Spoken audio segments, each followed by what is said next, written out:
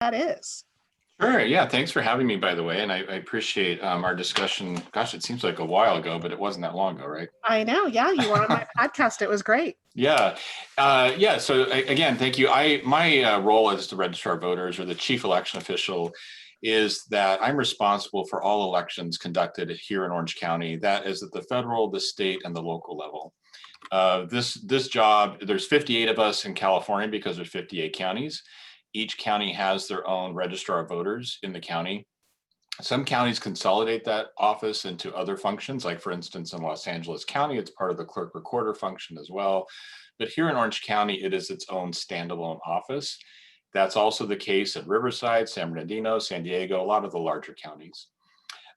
We have 34 cities here in Orange County, and they all consolidate their elections with us. That's I don't want to say unusual, but there are other counties where that doesn't occur. Like for instance, in Los Angeles, you have cities that run their own elections, and the county obviously runs the countywide elections as well. But here in Orange County, we're responsible for the whole thing. The county currently has 1.7 million registered voters. We're the 5th largest jurisdiction in the United States.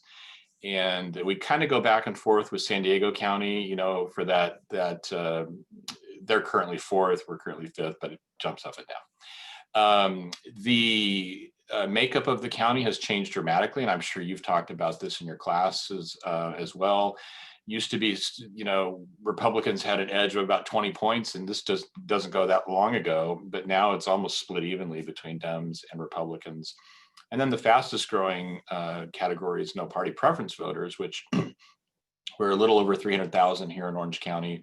But again, that continues to be, it grows every day, much larger than the parties do. I have an office of about 300 individuals when we're in election cycle, and that grows for in-person voting to about 1,500 persons that I'm responsible for. And then we contract back down to about 80 people when we're not in that election cycle. So that gives you kind of a broad overview, but I'm happy to answer additional questions. Yeah, thank you. Urooj, you want to take it over? Yeah, thank you. So that was a nice broad overview, but could you go a little bit deeper into what the registrar does specifically? Yeah, sure. So my role and function is to be like a referee on the football field. I think that's probably the best way to describe it. I have a responsibility to make sure that laws and regulations and rules are being followed when it comes to elections, because if you don't have structure in elections and you don't have rules, you know, that ends up with chaos.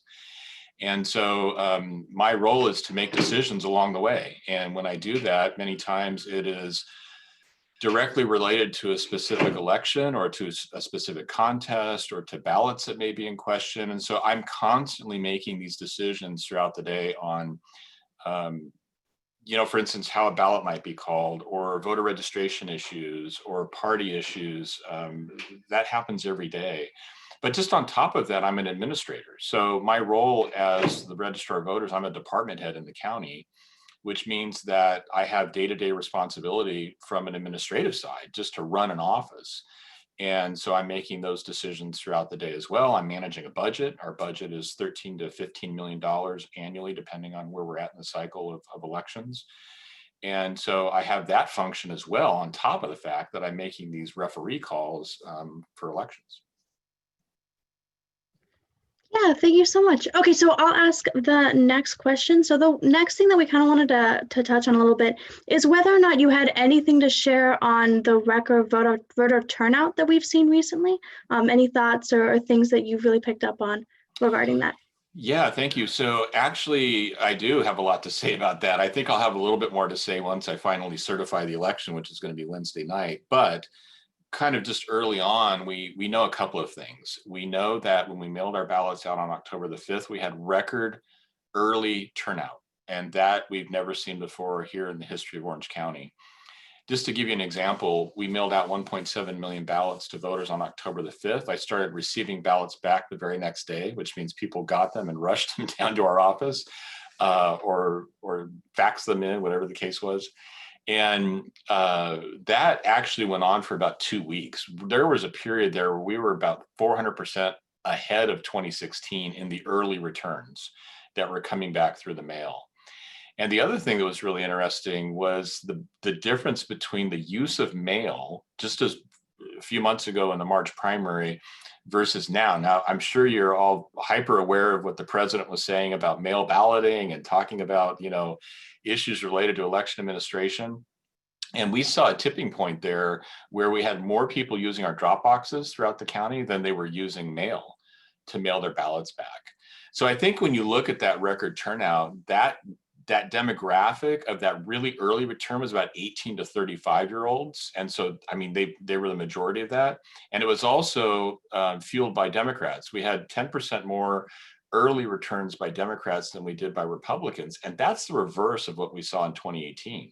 That was what we saw in 2018 was Republicans early voting and using vote by mail, and Dems waiting until election day or the early in-person period. And so that just completely flipped everything on its head for this election, for sure. Yeah, so I know it feels like a million years ago, but we also had an election in March. Right. Do you have any lessons that your office learned from that election? Oh my gosh, you're right. It does feel like a million years ago because of COVID. I mean, I would say that,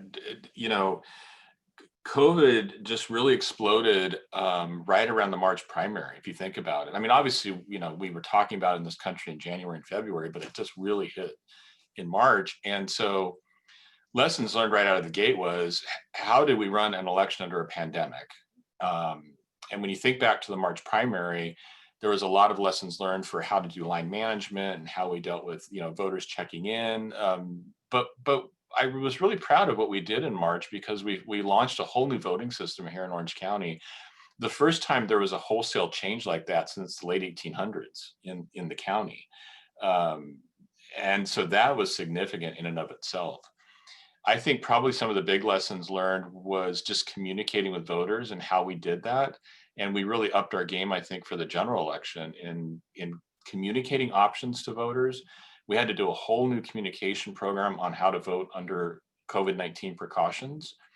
And so, yeah, I could write a book on the lessons learned. I'm just trying to think of like the highlights right now was just communication to voters, for sure. Yeah, absolutely. That definitely makes a lot of sense. So I know you kind of touched on this a little bit with the last question I asked, but you had mentioned some of the stuff that Trump's been saying a lot with the elections, and I was wondering if maybe you could expand on that a little bit in terms of like the myth of voter fraud and some of the protections that are in place to help protect our ballots. Yeah, so if you could expand on that just a little bit, that would be fantastic. Yeah, I've been talking about voter fraud since I joined the county in this role back in 2004, because it's been talked about in this country since the days of Benjamin Franklin. I mean, this is nothing new.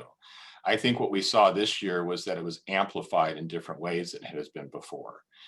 And I also will tell you that I think any election official that says fraud doesn't exist, or, I think they're putting their head in the sand. I don't think that's the right approach.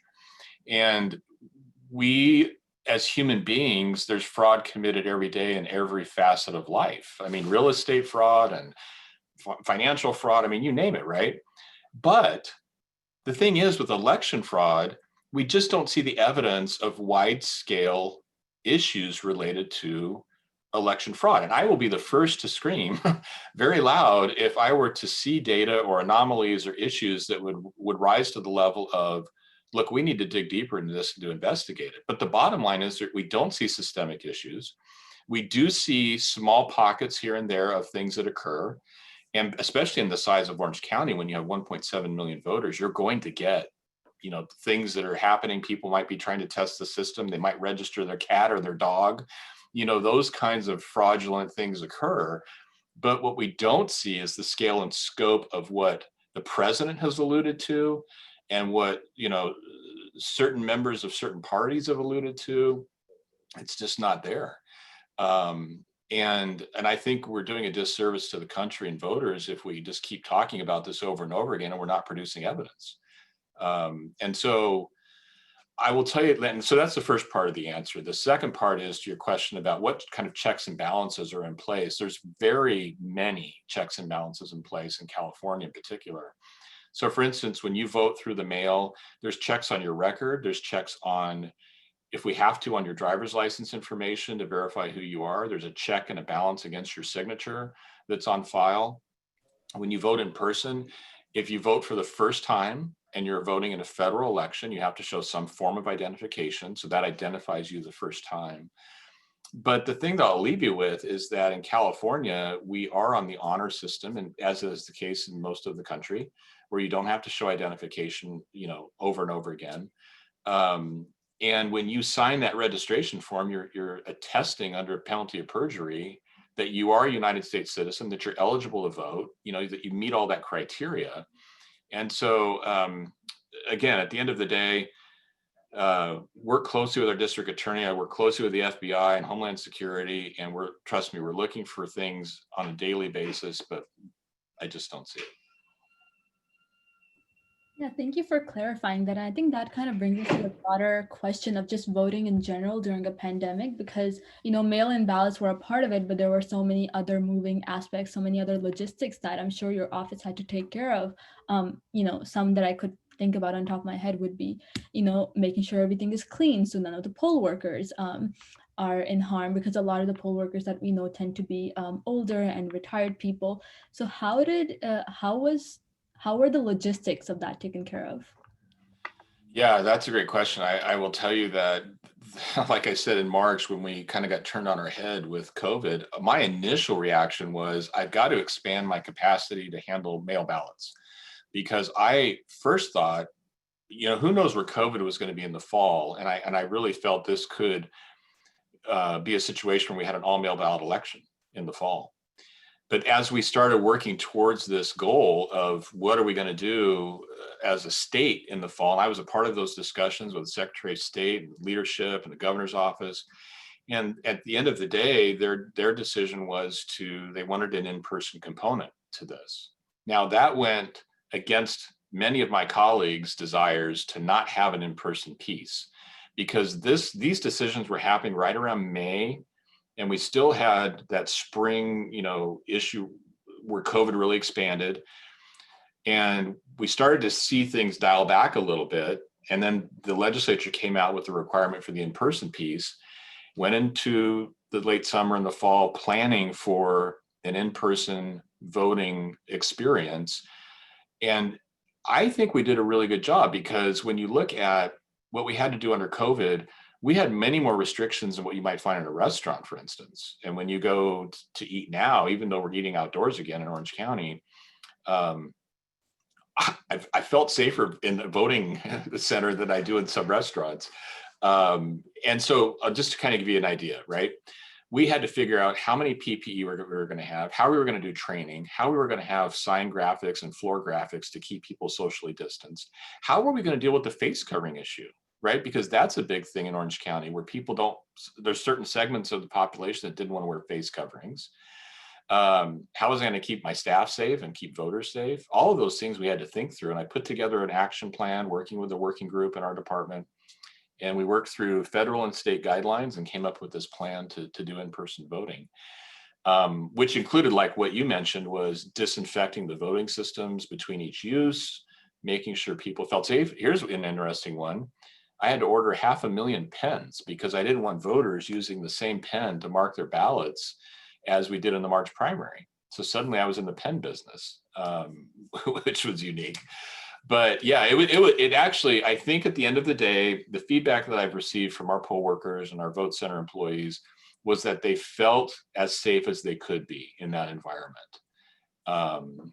And I think overall it went well. We didn't have very many breakouts of COVID among our team members, which was really good. And I think a testament to the PPE and the things that we were using. So yeah, but I wouldn't want to do it again, by the way. Big election, hopefully we can get past COVID at some point. Yes, hopefully. No, that makes a lot of sense. It's definitely better to be safe for this kind of stuff. Mm-hmm. All right, so this is the last question from Urooj and I, and then we'll transfer over to the rest of the lovely people here to give them a chance to ask things from you. So earlier we had asked about lessons from the March election, and similar to that, we're going to close on lessons from the November election. Yeah, so Jody was going to share her screen for this. So I was just wondering if you could share any takeaways that you got from our most recent election in November. Wow. Yeah, I think some of the takeaways that I have that really strike me as being very important out of the gate is, California has done a lot of work to expand voting rights and to expand opportunities for voting, which I support as an election official. I think one of the things that has concerned me, though, is that some of these expansions have loosened what people are interpreting the laws to be or interpreting the rules to be. I don't know if you followed, and I know Jody did, but if you all followed the unofficial ballot drop boxes that we had kind of explode on us. We had obviously the pandemic, we had issues related to the Silverado and the Blue Ridge fires that impacted our voting here in the county. And so I think lessons learned is there's some areas of some of these expansion of voting rights and opportunities that really I think need to be revisited so that you don't have people playing games and you don't have people kind of, I don't want to say bending the rules, but pushing the rules. I think that can lead to problems downstream. That would be one of my takeaways. I think the other is just understanding that the landscape of elections in California, I think, are going to change for a long time to come. And that is voters saw, look, we don't have to wait until election day to vote. We have all of these opportunities, especially in Orange County with vote centers, where you don't have to wait till the last minute. This doesn't have to be shopping on Christmas Eve. We can do things ahead of time and not, have the impacts that people were suggesting would be happening. So I think those are certainly two big takeaways for me right out of the gate. Yeah, absolutely. Thank you. Okay, so now we're transferring to our questions from our lovely class members. Towards that end, if there is a question that you would like to ask, please put it in the chat. If you don't want to put it to the group overall, you can privately message it to Urooj and I, and we will share it.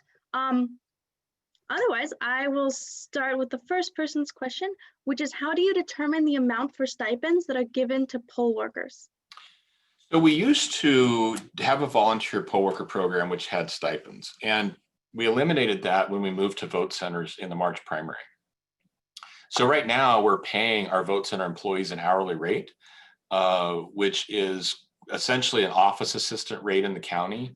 So you actually can make a lot more money as a vote center employee than you could have in the past as a poll worker. And that stipend that you're referring to when we did have poll workers, that was kind of a calculation based on similar volunteer programs and what people would be paid for their time. It was based on what other counties were doing. There was a lot of factors taken into account there. But at the end of the day, if you were a poll worker, that stipend was a lot less than minimum wage. And so I think this is a much better program under our vote center model. Okay, thank you for that. So we have another question in the chat. It's that Trump has complained about his poll watchers not being able to view the ballots being counted. How does someone become an actual ballot counter or view the ballots being counted in a legal way? Yeah, thank you. So one of the things that I've really preached when I got here to the county was transparency. I think elections need to be the most transparent part of government, or one of the most transparent. And so for being a poll watcher, anybody could do that. We offered a training program on our website telling people the rules and the laws. And we even had an online training package that you could go through. And you could go into vote centers and watch, but even more importantly, you could come down to my office here in Santa Ana and watch the ballot counting like you described. And in Pennsylvania, where there was the complaint about poll observers not being able to get close enough to where they were handling the ballots, that's not been the case in Orange County. I've allowed people to get very close to our ballot counters, but not closer than 6 feet. And we also put in a mobile platform so that you could view on television monitors all of the things that the individuals were doing related to ballot counting right on the monitors. So if you didn't want to do it here, you could also do that online, by the way. You didn't have to come here and do it. So I think, what we saw in one of the cases out of Pennsylvania was that, the court agreed, okay, yes, you need to be able to allow them to get a little closer. And I think that accommodation was made. But again, we didn't have that here in Orange County. Okay, thank you. All right, so the next question that we have is, how would you verify that dead people aren't voting? What are your thoughts on ballot harvesting and the president's claim that the mail-in ballots are being printed by foreign countries? Okay, that's a good question. So I'm going to write it down since there's two parts there. So related to deceased individuals, that's always a tricky thing to deal with, because let me just give you a little perspective. There's about 1,100 people that pass away in Orange County each month. So one of the things that we're doing is we're using data from third parties. We're using it from the state. We're using it from county health. We're using it from even places as obscure as ancestry.com or obituaries. We're using it from a lot of sources. And I'm looking at that data on a monthly basis and saying, how many people are we capturing on average? So that's our kind of our first benchmark that we're looking at. What's the number of deaths that we would expect to see? How many people are we capturing? Because not everybody that's eligible is registered to vote. So you have to take that into account. The second part of that is I always tell people, are there dead people on the rolls is the question I would get. And I would say, absolutely there are in any voting jurisdiction. And the reason for that is if I'm not absolutely 100% certain that someone's passed away, the last thing I'm going to do is cancel them and send them a postcard to the address and say we've canceled this individual because they're deceased when they're not. That'll really upset people. And the reason that happens sometimes is that if you have an attended death, in other words, a doctor has been overseeing this individual and they pass away, they're not going to go to the coroner's office. And so they'll go to a mortuary. The mortician will enter the data into a national database. And sometimes if they make a keystroke error, then suddenly the data's off. And that has downstream effects. And so that's why you can have deceased people on the rolls. Now, the last part of the answer to that question is related to what do you do about dead people voting? If we find somebody has been deceased and we now have the accurate data, and let's say we go back and say, oh, that individual passed away a year ago, we're going to look at that information and see, has that record been voting? That's important data to look at. And when we look at that kind of data on an ongoing basis, it's very rare that we see that record has been voting. That's a really important point here. You can hear this from the president's lawyers and what's being said about deceased voters, but what's important is, have they been voting? In other words, has the record been voting? Sometimes we see the spouse has voted ballots for the deceased individual. You know, that occurs sometimes. And we call that grief voting because, you know, the spouse is doing it for what they thought their loved one wanted. Now, the other question that you had related to ballot harvesting, I think it was, right? I did write that down, right? Yeah, yes. Correctly, yep. Can you just read the second part again to me? I have ballot harvesting, but I want to make sure I get that right. Yeah, absolutely. Okay, so they had said, what are your thoughts on ballot harvesting and the president's claim that the mail-in ballots are being printed by foreign countries? Okay, so on the ballot harvesting piece, California allows that. I don't have a lot to say on it other than I'm not a big fan of the law because I think the optics of it aren't that good. Not that it doesn't help people, but I don't think the optics are that good. Let me ask you this. I'm wondering if any of you, someone knocked on your door in COVID and said, hey, I'm here to take your ballot from you, and you don't know them at all. Would you hand over your ballot to them? I wouldn't. I mean, so I think the reality is a little bit of it's overblown a bit. But related to foreign entities and the allegation about printing ballots and that kind of stuff, you know, there are so many checks and balances in our ballot paper, the weight, the watermarks, the ink, the type of barcode that's printed. We do pilots, and I can't talk to you 100% about it, but it involves ink that we can detect if it's been copied. So there's lots of things that we do on the back end to ensure those things can't occur. I will tell you this, if you took your ballot and just photocopied it right now, there's a rotating barcode on there that we would be able to detect it. And then also the photocopy itself does not produce a clean enough barcode for our system to pick it up. So it'll reject that barcode. So it's an easy thing to say on the internet, and it's an easy thing to make an allegation like that. But at the end of the day, in the weeds, when you look at it, we'll find it. Okay, thank you for that. I believe the last part of that question was, Did I miss something? I'm sorry.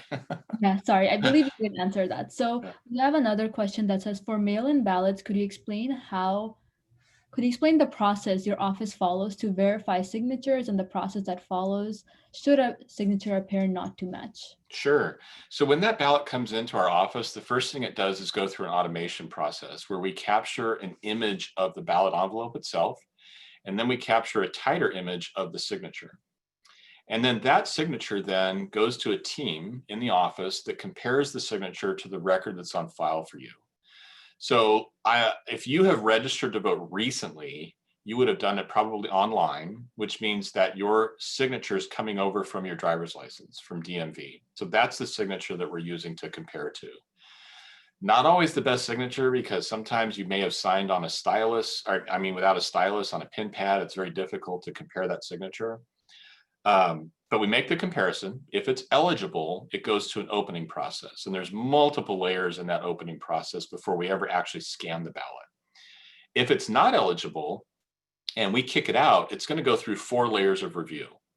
So the first operator may say it doesn't match, goes to number 2, number 3, and finally number 4. And under California regulations, you have to have 2 of my deputies that agree that it doesn't match before it's a clean not match.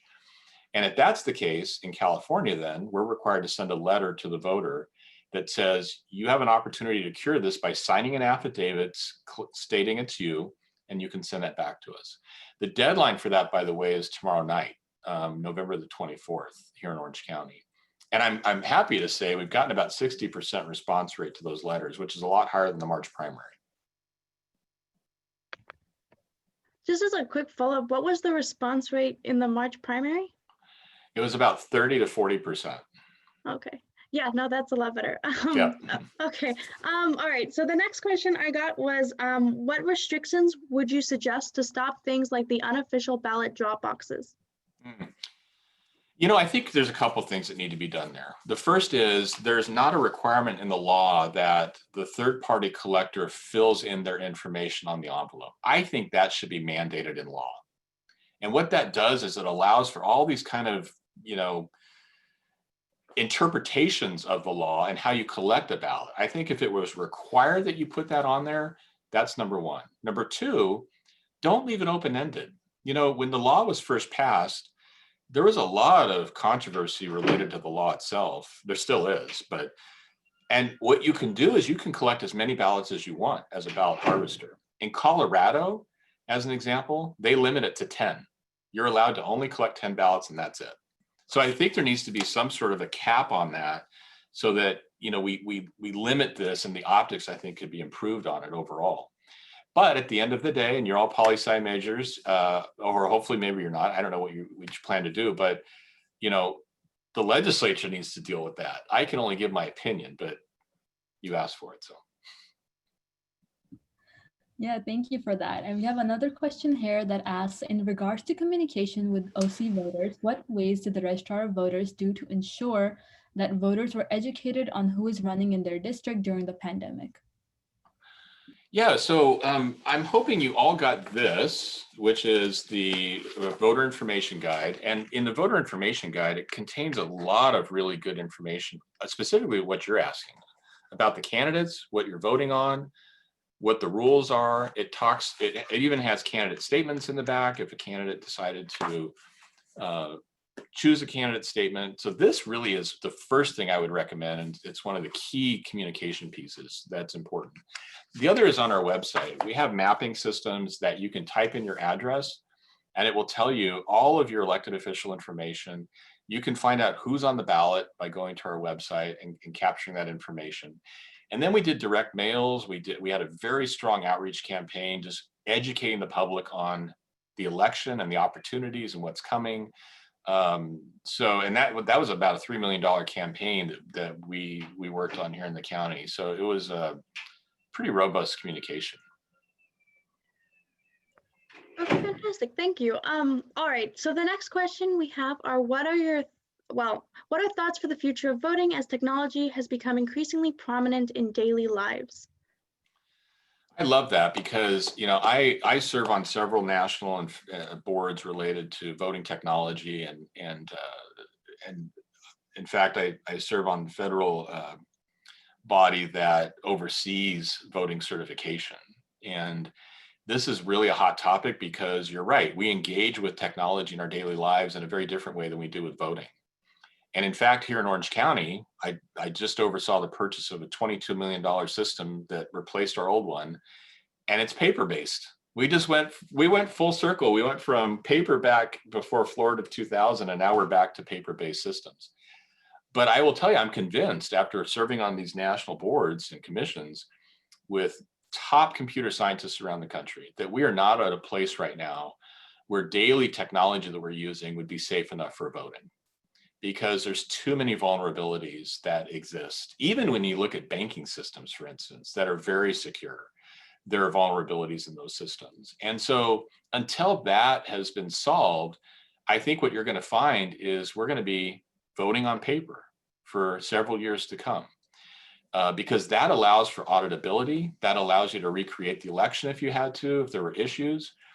And so I don't think we're going to see online voting anytime soon. I don't, these computer scientists, by the way, and I'll just say this last piece, are saying the internet, they don't think that there would be enough security in place for probably the next 4 or 5 years to even start having the conversation related to online voting. But you might be surprised to know that several countries in the world currently do their federal elections using online systems. Scandinavian countries, for instance, Norway, Sweden, they vote online for their federal elections. So some countries believe it's secure enough now. Yeah, kind of going off of what you mentioned earlier, meeting nationally. So do you have a national association of registrars of voters from all around the country where you discuss the pros and cons of each election, how to make the process easier or better? We do. I'm the former president of our national association, and that I was the president a few years ago. And then I'm the former president of our statewide association. We have a very strong statewide association here in California, as do all states around the country have their own statewide association as well. And those are really good opportunities to best practices, to benchmark, to have lessons learned, but it's also lobbying efforts, because election administrators were always looking for ways to improve things. And so we can do that through new laws, and we do that through our associations as well. Okay, thank you. Yeah, okay, so the next question I have is there a database of purged ballots for each election? How many ballots do you estimate are purged in OC each election? Well, I'm never a big fan of the word purged, but I think maybe I can get clarification on the question. Is it related to ballots that were rejected because of signature issues and people didn't sign their ballot or their envelope? Is that maybe the question? Yeah, the person who asked it can clarify if they have okay, Yeah. yes, they're saying yes. Okay, great. So that's good. So right now the rejection rate's pretty low in Orange County. I will tell you that out of we're a little over 1.3 million. Jody, I'm sorry, you just had that up. I should have that on my screen. I just looked at it a few minutes ago. Thank you very much. We're so 1.5 plus million. I'll know that in my sleep by tomorrow night when I'm ready to certify. But we only had about 7,000 ballots in the rejected category out of that total. So you're talking about a very small percent that ultimately are rejected. And what we do in California is, unlike many other states where we have this fail-safe system where we contact voters and give them an opportunity to cure those issues. So the ultimate rejection rate is probably going to be, like I said, we have 60% return rate right now, where you're going to have maybe 40% of that total 7,000 being rejected because of the signature mismatch, or even more unfortunate is they didn't even sign it, which we see very large numbers of. And I hate to not count a ballot for that, but I can't. Hopefully that answers your question.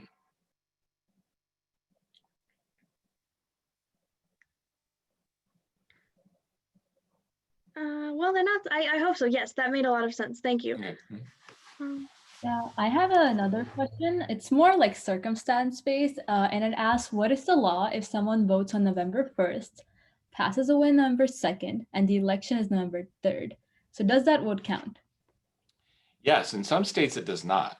But here in California, if that voter signs that ballot and is eligible to cast the ballot and then casts it, in other words, they put it in the mail and then they pass away on November 2nd. And by the way, this happens all the time. We're going to count that ballot. That is going to be a valid ballot for that voter. to be counted. That's really fascinating. Okay, thank you. Yeah, so one of the other, one of the next questions we have is, do you have any further aspirations to do something different in politics, or do you enjoy your current position as a registrar of voters?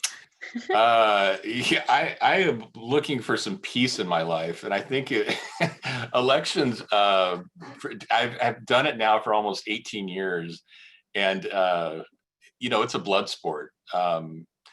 I like politics. I enjoy it very much. Fortunately, as the referee in the political arena, I face things a little bit differently than I think an elected official might or a politician might. And so I don't know if I would want to do this long term. I guess I have been doing it long term. I don't know if I still want to do it, for another presidential cycle. Maybe that's the best answer I can give you. Kind of going off that, this is a question for me personally. So when the elections were getting too stressful, I would just close the TV, close my phone, and focus on something else. You can't do that. The people Right. cannot do that. You Right. have to deal with it. So how do you make sure that you're not getting mentally exhausted and burnt out while dealing with such stressful issues? Well, thank you for that question, because I think it's very kind of you to recognize, and you're right on the money with that. I work very hard to not take things personally. I try and look at the bigger picture of this, and also understand, having done this for so long, that I see the same things being repeated over and over again. And so I know going into it, okay, I'm going to expect X, Y, and Z to occur, right? Even as much as the president's comments and the things that he was saying were amplified, I've been dealing with that on local elections for 18 years. We've been hearing things like that. So I try to run a very close-knit team here in the department so that we can get through this together. I think it's helpful to do that as a team. And I probably shouldn't say this, but I also keep the wineries employed. Kidding. Well, that definitely is a strategy. Okay, so one of the next questions that I received says, our country has one of the highest voter turnouts, 87.3%. What do you attribute that to? Yeah, I think, there's a number of things there. One is we've had such a change in our electorate, and the diversity of the county has changed so much that we have a lot of new voters, a lot of new first-time voters in the system. And so I think there was certainly energy behind that. Orange County has always been a little bit higher on the urban turnout throughout the state over time. So I just think we have more voters that are engaged than you might see in neighboring Los Angeles County, for instance. I think they're like 73, 74% turnout right now. Yeah, I'll put the Secretary of State's website up so we can just sort of see the comparison. Awesome. Los Angeles is at 74%. Yeah. So I think that's there's a lot of factors in there that I think play into this, but I think number one is the changing dynamics and the diversity in the county.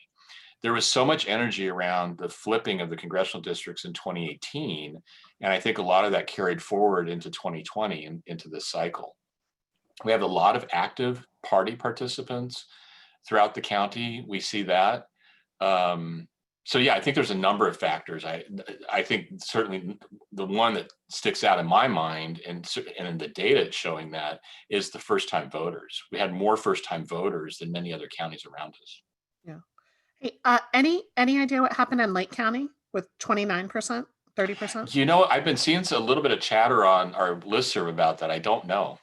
Yeah, even Mendocino is only 47%. Right. Yeah. I was hoping you could give me the gossip. Well, although the counties have until December 3rd to certify. Right. And so there may be some things changing in that. And the reporting in some of the Secretary of State's reporting is lagging a little bit. So yeah, I might call my colleague in Lake to find out. Yeah, they're just waiting to have a dramatic entrance at the last minute. Yeah, I don't know. It's a good question. I think another thing, I think another factor is that you do have such a clean database. right? Like if you don't clean it up to begin with, if you have tons of dead people that don't vote, that reduces your voter turnout. So I think a lot of it really is a tribute to how efficient your office has been in keeping those, sending out the postcards before to make sure people are actually living at the places that they are. You're absolutely right, Jody. And I think and that's a great point, because that definitely gives you a much more accurate reflection of what the true voter turnout is, you know, true participation. So yeah, I think that's a great point. Oh, Kevin Donah saying Lake Mendocino, Modoc, and Plumas haven't added a single vote since election night. So maybe they will have a late. Something's going on the reporting. I need to look into that. That doesn't sound right. Yeah. Okay, back to our moderators. A good point. Yeah, kind of going off of what you know about what's happening in town, why do you think the Board of Supervisors was opposed to vote centers? There was a lot going on with that at the time, and I respect the board's decision. You know, I put a lot into that because I took a leadership position in the state related to vote centers, and worked with Alex Padilla, our Secretary of State, very closely, and the leadership in the legislature on that. But, you know, from a political perspective, there were a number of things I think the board was concerned about. Everybody getting a ballot in the mail. I think there was concern over, you know, there was going to have to be a different way to campaign. There's a lot of factors that went into that. But although I was I was slammed in the face with that because I had done all this work, and then the board decided to go in a different direction, which was fine. But I came back the next year and I said, okay, look, let's look at this from a data perspective. Let's look at the 5 counties that did go to vote centers. And so I was able to have this good discussion with the board and talk about this, especially as we were changing a new voting system and all the dynamics related to that, that the timing was better waiting that year and a half. So hopefully that helps. Okay, perfect. All right, so okay, so there's kind of a really long question in the chat. So I'm going to read all of it and then we'll see what pieces we can answer. So, okay, so the first part, it says, what are your thoughts on major social media acting as election police and restricting conservative voices? Yeah, let's split it up. I'll ask the first half and then Urooj can follow up with the remainder of the question. So what are your thoughts on major social media acting as election police and restricting conservative voices? Well, I have just one comment there, because I don't want to get into the First Amendment piece of that, right? But I do want to talk about the foreign influence related to social media. I think social media companies have an obligation to ensure that fake accounts and, you know, accounts that might be set up just to influence our elections from outside entities, foreign adversaries, that they have a responsibility to censor that, and they have to make sure that that is policed. I'm concerned though about, you know, where does that line cross when it comes to influencing elections because you're just campaigning or you have opinions that you want to state. So I don't want to get into that debate. But I do have concerns over the foreign influence.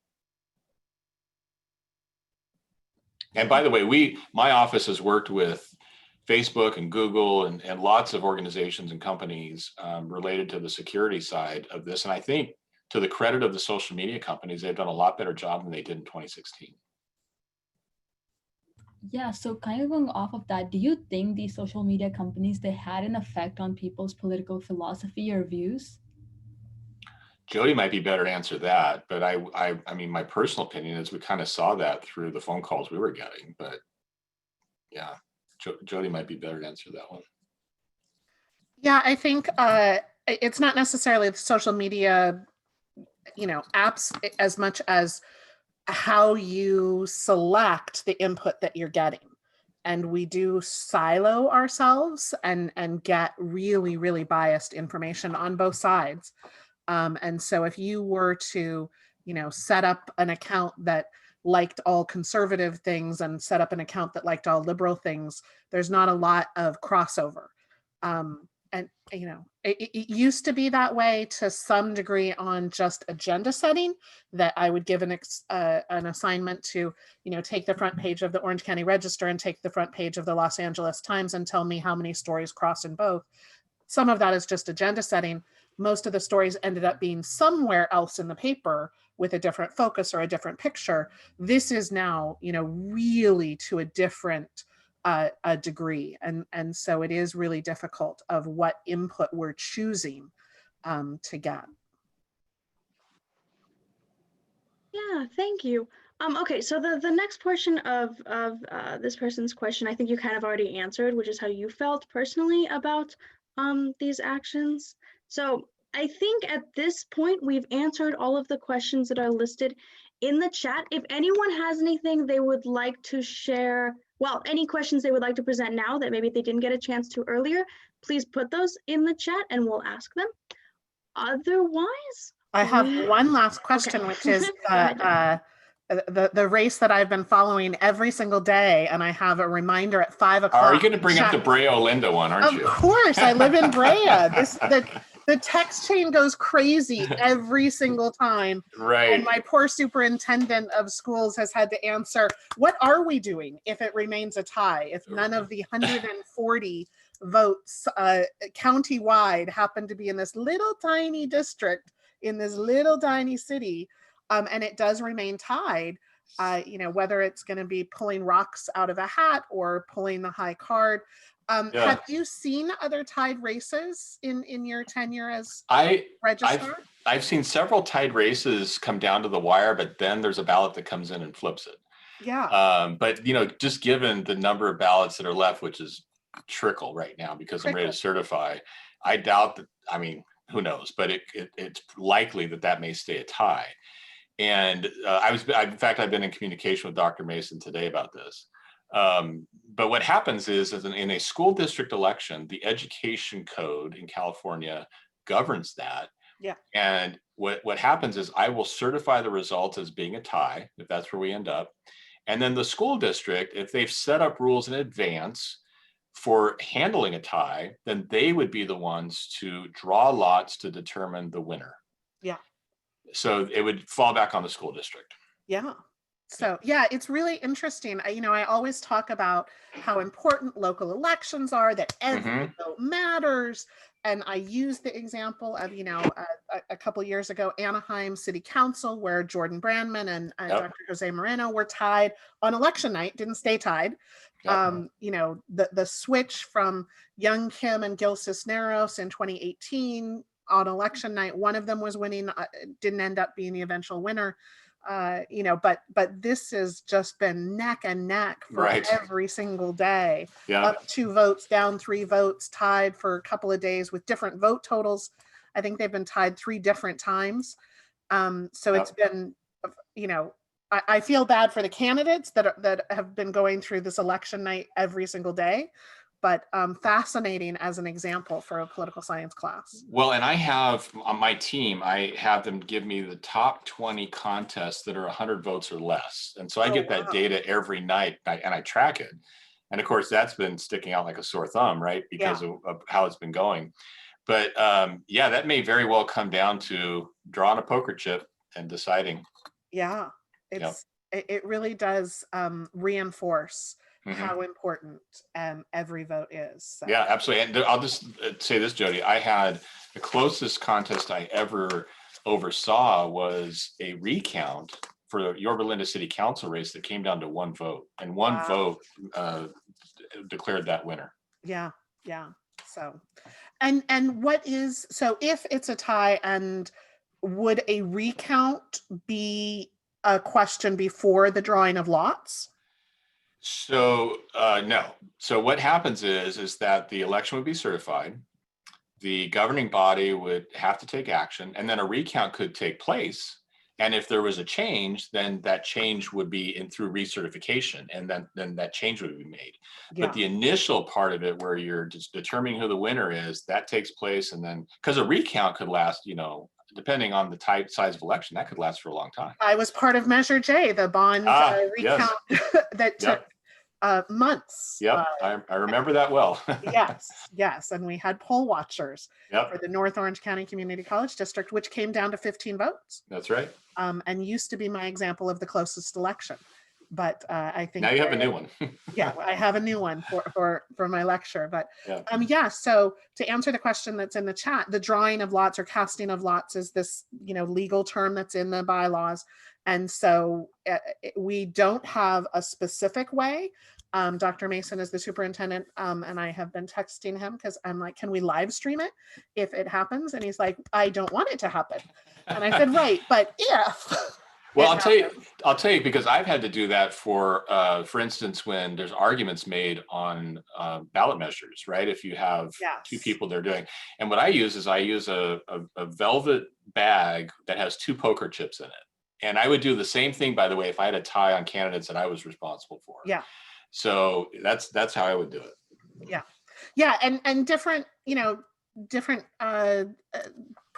provinces and different elections across the country have kind of done this, where it's drawing high card, where it's pulling rocks out of a bag, or a velvet bag sounds very nice. And yeah, it makes it very official. Yes. I think we might all have a Crown Royal bag by the end of this. So yeah. Yeah, there's been some some suggestions of they could trade off and have custody of it. You have to have a winner. Yeah, you got to have a winner. That's right. Yeah. So thank you very much. I really appreciate you spending some time with us and answering questions. Again, as I say every time I talk about you to anyone, your office really is just the best office that I've ever worked with. Thank you. Bar none. All of your staff is amazing and really make the process of running for elections incredible. Research is incredibly easy. Just everybody in your office is a superstar, and I know that comes from the culture that you set as the head of the Registrar of Voters. And everybody in elections, I've never heard anybody say a bad word about you, which is amazing. But I think it's a testament to how well you do your job, and the transparency and the dedication to professionalism that you bring, because it really is, whether we agree with the election results or not, we know that it is a fair and transparent process. And that, as we look across the country, is not necessarily true for everyone. And I just want to thank you for that, because it is wonderful to be in Orange County. Well, thank you so much, Jody, for that. And I really appreciate the opportunity to be before you. I wish nothing but the best for your students and goodwill. I'm sure I'm going to be running into some of them soon in an election somewhere. I hope so. I hope their names are on ballots. That's right. Yeah. Well, thank you again. Yeah. Thanks. Okay. Bye-bye. So much. Bye. Good. Thank you, guys. And thank you, Urooj and Madison, for moderating. That was great. I think we got everybody's question, and yeah, that was great.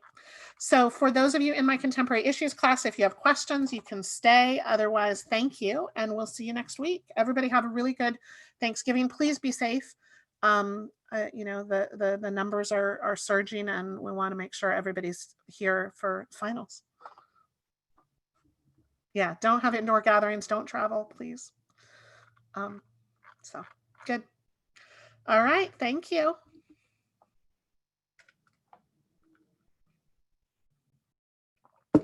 Yeah, Josh, we should definitely hit oil.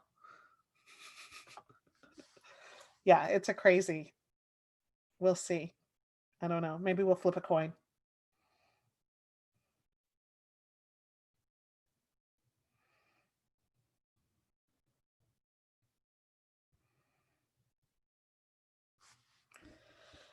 Okay.